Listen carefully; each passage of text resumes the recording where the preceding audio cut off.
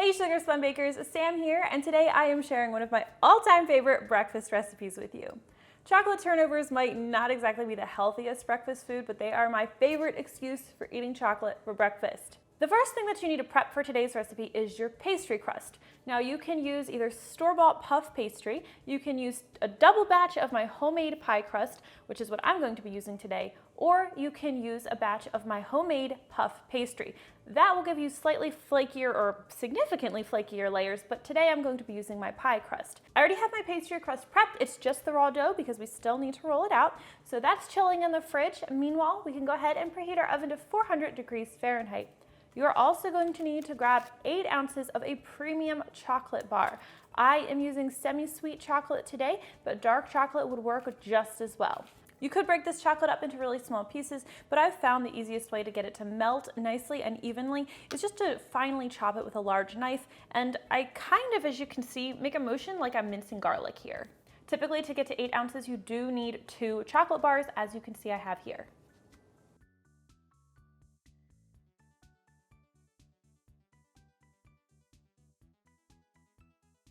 We're going to melt this chocolate, and I like to melt mine in the microwave, but you could certainly use a double boiler. So I'm going to transfer this to a heat-proof bowl. Now, anytime you melt chocolate, you want to do so slowly. I'm going to microwave this in 15 to 20-second increments, stirring really well in between. If you heat it too quickly or for a long period of time, you run the risk of seizing the chocolate, which means it'll have little lumps in it and it won't be usable. Once your chocolate's melted, we'll stir in 3 tablespoons of heavy cream.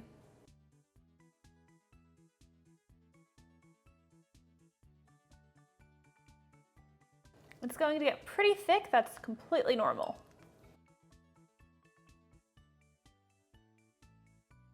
Just keep stirring until it's nice and smooth and everything is completely combined. So set that chocolate aside, and now we can prepare our pastry crust. Now, as I mentioned, I am using my homemade pie dough. It doesn't have as flaky of layers as I would get if I was using my puff pastry, but honestly, I prefer the taste and it's simpler to make, so that's what I'm using today. Now, I made 2 batches of this, but I'm only going to be working with 1 at a time. I like to keep my second half of the dough in the fridge while I'm making the first half. That way it doesn't get too warm. You want your dough to be pretty cold while you're working with it. Of course, you'll want to make sure your surface is generously floured. And you can flour the dough as well to keep the rolling pin from sticking. Now, before I begin, I kind of like to try to square off the dough because I'm going to try to roll it into a square shape. That's just going to make it easier to cut it evenly. Now, you can cut this any way you'd like. Typically, what I do is I just roll it out into a large square, and then I'll cut 4 even pieces using a pizza cutter or a sharp knife. And then I'll regroup the scraps and roll that to make my last 4.5-inch square. We'll transfer our pastry squares to a parchment-paper-lined baking sheet. To add a little bit of extra flavor to the turnovers, I like to melt 2 tablespoons of butter and add just about a half teaspoon of vanilla extract. I'll just stir that together and I'll lightly brush the center of each turnover. Now grab your chocolate from earlier, and we're just going to scoop about 1.5 size tablespoons and place it just off center in each square. Just going to slightly flatten the chocolate with a spoon, or you can use your fingers. And then fold one corner over to the opposite corner over that chocolate. Now gently press with your fingers. And then I'm going to use a fork, or the tines of a fork, to press those edges together. We're going to be making a nice seal here. You don't want to push all the way through, but you do want to make sure you're pressing that top layer into the bottom one. We're going to brush these with an egg wash, which is just 1 large egg beaten with a little bit of water. Oops. Just don't stir it quite as aggressively as I did. Just use a pastry brush and be gentle because you've been working with the dough quite a bit at this point, so it might have softened up a little bit. You don't want to break any tears in it. If your dough does become too soft at any point, you can pop these in the fridge for about 10, 15, even 20 minutes, and then continue working with it after that. Now, if you'd like, you can now sprinkle these with a little bit of granulated sugar. We're already having chocolate for breakfast, why not add a little bit more sugar? You'll always want to vent your turnovers before baking them, so I just like to use a sharp knife and cut a couple of vents right in the top. Makes them look pretty too.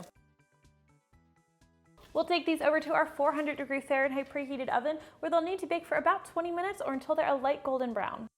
Now, if you really love chocolate like I do, while the turnovers are cooling, we can make a really simple glaze by whisking together a 3/4 cup of powdered sugar, 3 tablespoons of cocoa powder. You can use Dutch processed or natural cocoa powder. I'm using Dutch processed today. And I'm going to start with 2 tablespoons of whole milk, but we're probably going to need to add a little bit more in order to get the glaze to the right consistency. And I also like to use a 1/2 teaspoon of vanilla extract. Looks like the consistency is actually perfect, but if yours is too thick, just add a splash more milk, and if yours is actually too thin, you can thicken it with a little bit more cocoa powder or powdered sugar.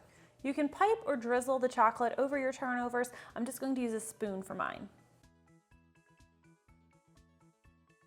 And that is how you make chocolate turnovers at home. Thank you so much for letting me share one of my favorite super decadent breakfasts with you. I promise they're for special occasions only. If you guys try this one out, please let me know what you think. I always love hearing from you. Thanks so much for watching, and I'll see you next time. This is gonna be messy.